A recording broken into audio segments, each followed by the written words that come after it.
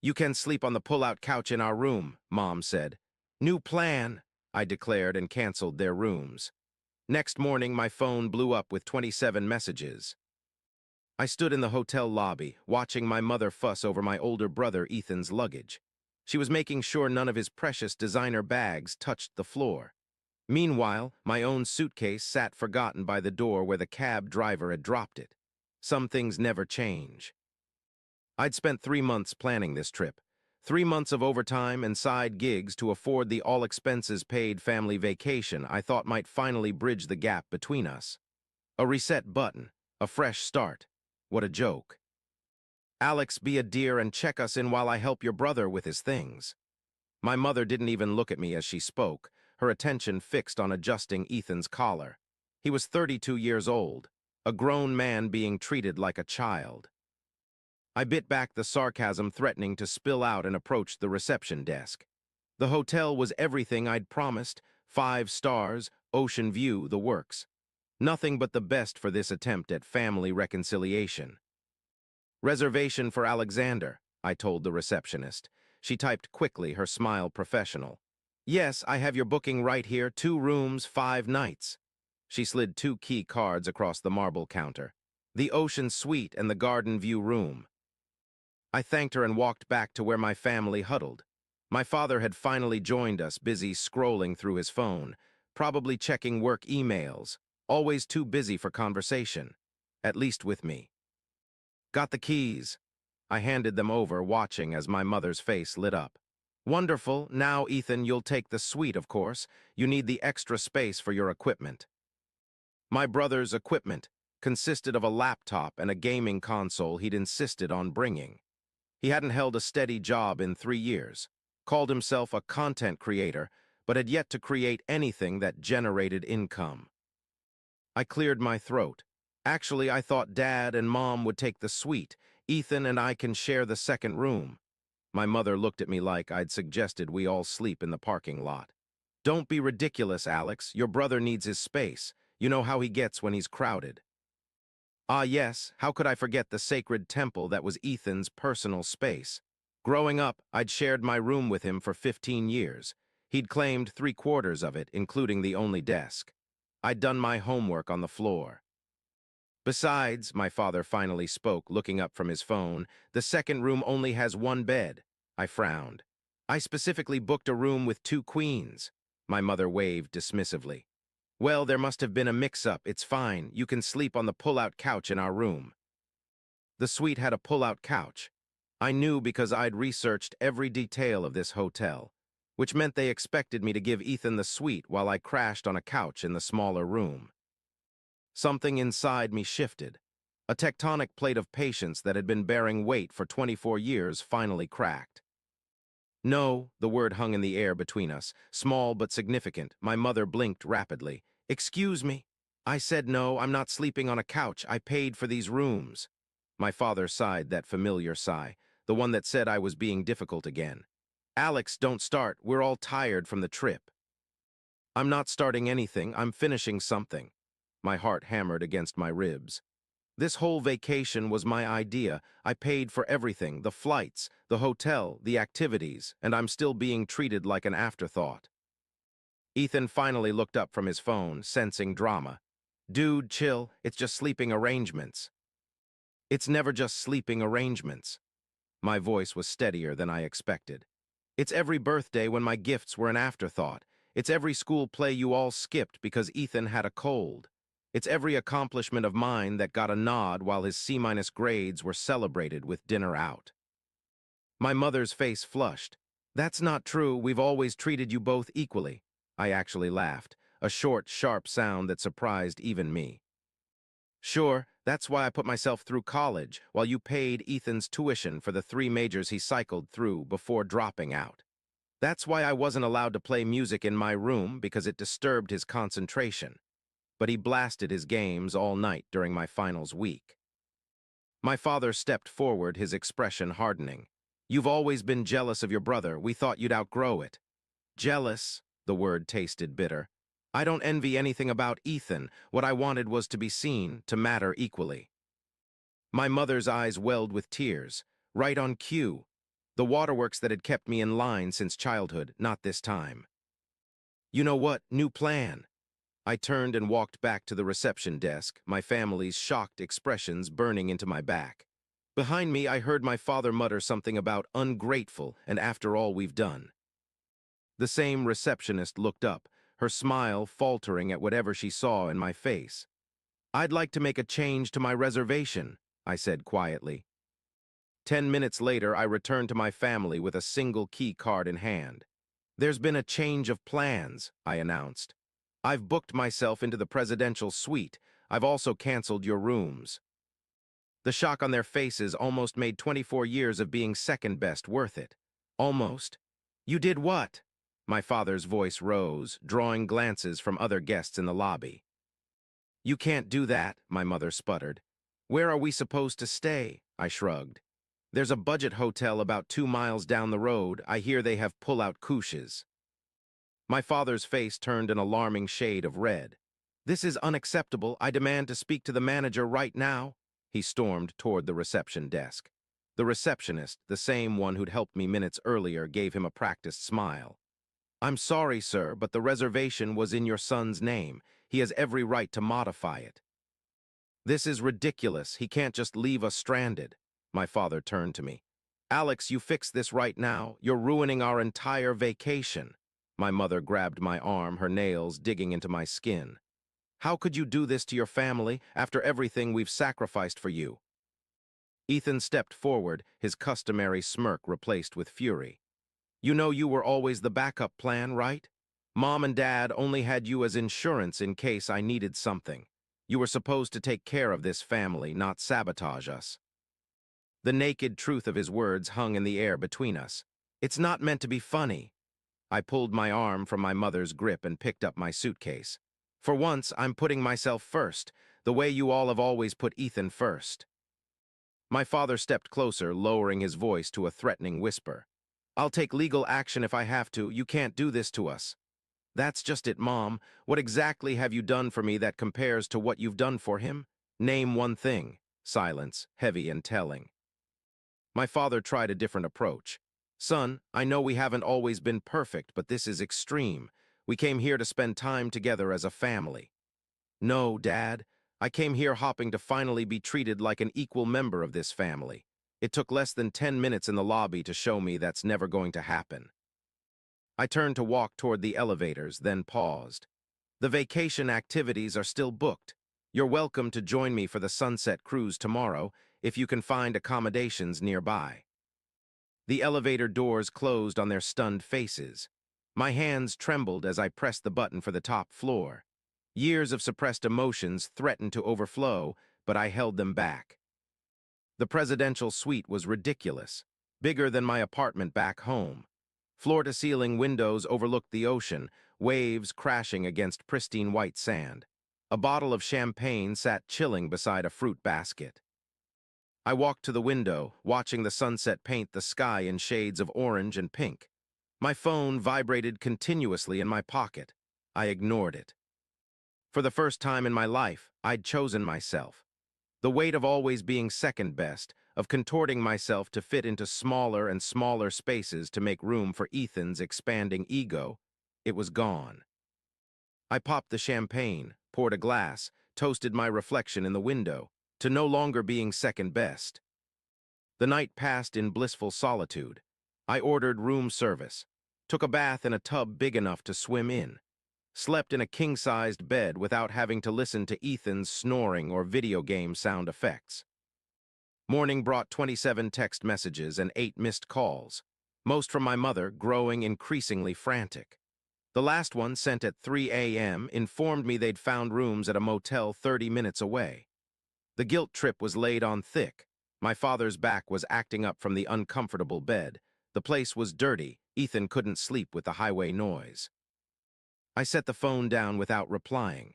Breakfast arrived on a silver tray, eggs Benedict, fresh fruit, coffee in a silver pot. I ate on the balcony, watching early morning swimmers brave the waves below. The sunset cruise was scheduled for 5 p.m. I spent the day by the hotel pool, reading a book I'd been meaning to get to for months. No one interrupting me, No one needing something, just quiet and sunshine. I arrived at the marina 15 minutes early. Part of me wondered if they would show. They did, looking rumpled and tired. They huddled near the ticket booth. My mother's eyes were puffy from crying. My father's mouth was set in a grim line. Ethan looked like he'd slept in his clothes.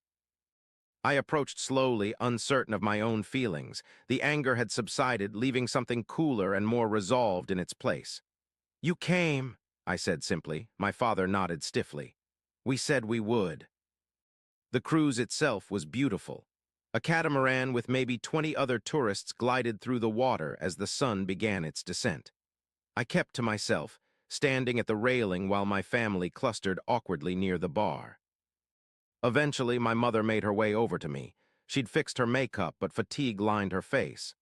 "This is childish even for you," she said quietly, "making us stay in that dreadful place." "I'm not making you stay anywhere. You're adults. You can book your own hotel."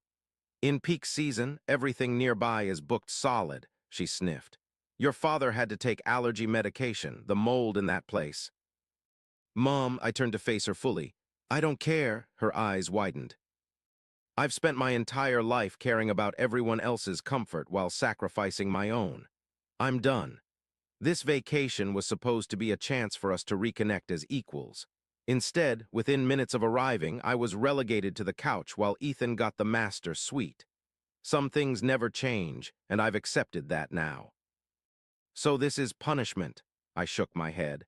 "No, this is me finally setting boundaries. This is me saying I deserve better than what this family has offered me." She had no response to that. After a moment, she walked away, back to my father and Ethan. I watched the three of them huddled together, occasionally glancing my way, always a unit, me always the outsider. The sun dipped below the horizon, painting the sky in brilliant hues.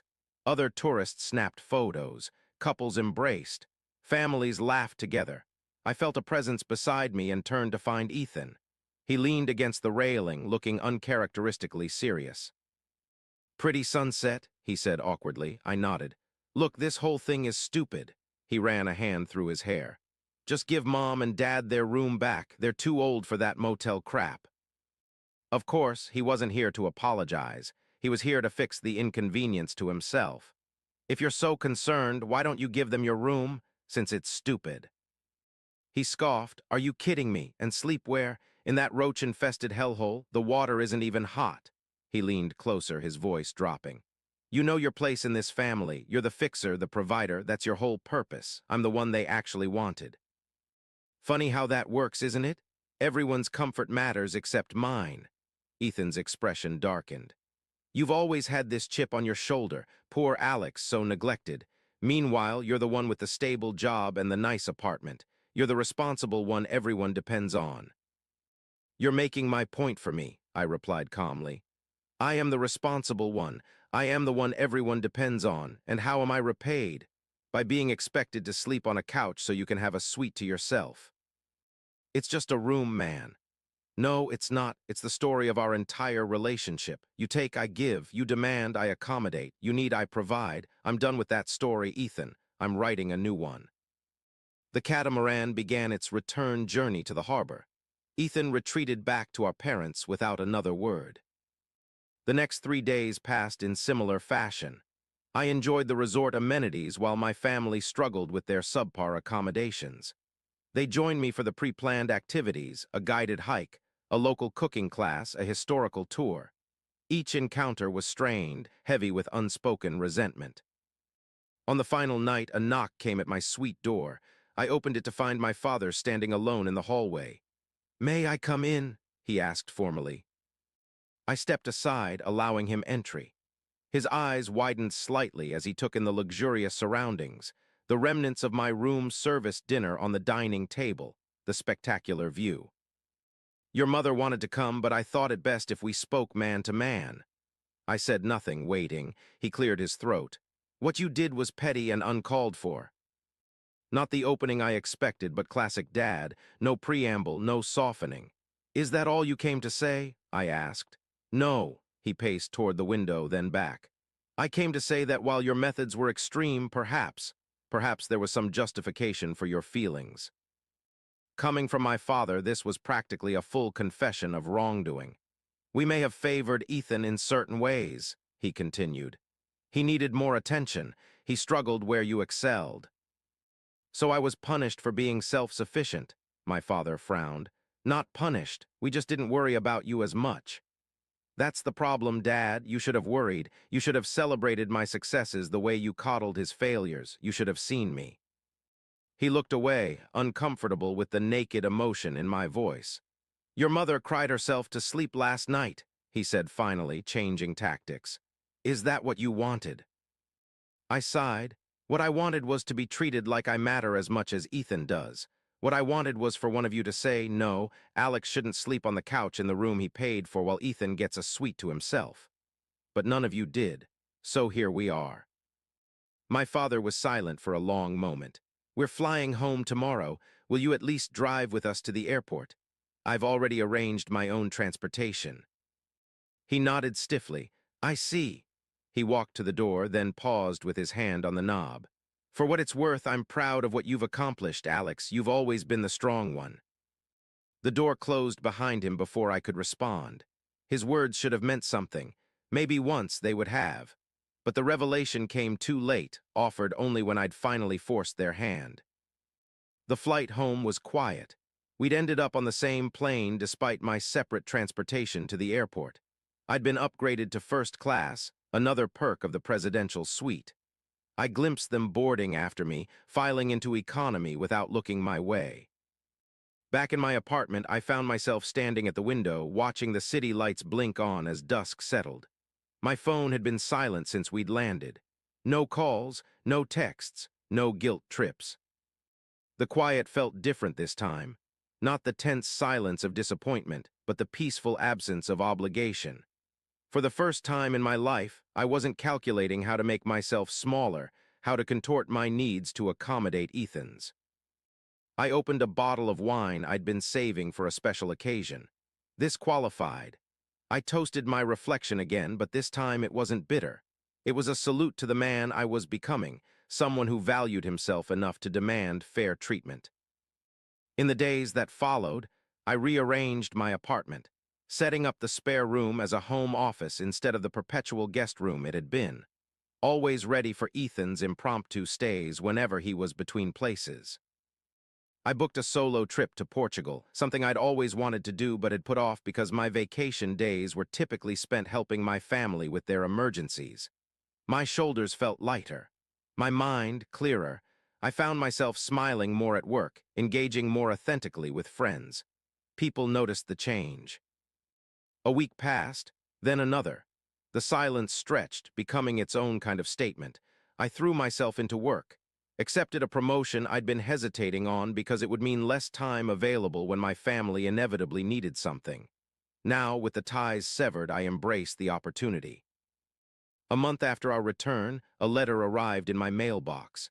No return address, but I recognized my mother's handwriting instantly. Inside was a check for the full amount I'd spent on the vacation and a note. Reimbursement for our portion. Thank you for the opportunity to see ourselves through your eyes. I sat with the check for a long time, turning it over in my hands. This wasn't an apology, not really, but it was an acknowledgement. They had seen, finally, what I'd been trying to show them for years. Too little, too late? Perhaps, or maybe the beginning of something different. I picked up my phone and sent a text to my mother. I got your check. Would you like to meet for coffee next weekend? 3 dots appeared, disappeared, appeared again. Finally, yes, your father and I would like that very much. No mention of Ethan, interesting. I set the phone down and returned to the window. The city sprawled before me, millions of lights representing millions of lives, each with their own complicated family dynamics, their own struggles for recognition and respect. For the first time in my life, I felt truly free. Not from my family. I wasn't naive enough to think one dramatic gesture could undo a lifetime of patterns, but from the need for their validation. I had validated myself. I had put myself first. And somehow, in doing so, I had finally made them see me. Not as the reliable son who would always bend, not as the afterthought beside golden boy Ethan, but as Alex, a person with limits, with needs, with worth. The coffee meeting would be awkward. There would be attempts to revert to old dynamics, but something fundamental had shifted. I had shifted. I would never be second best again, not to them, not to anyone, not even to myself.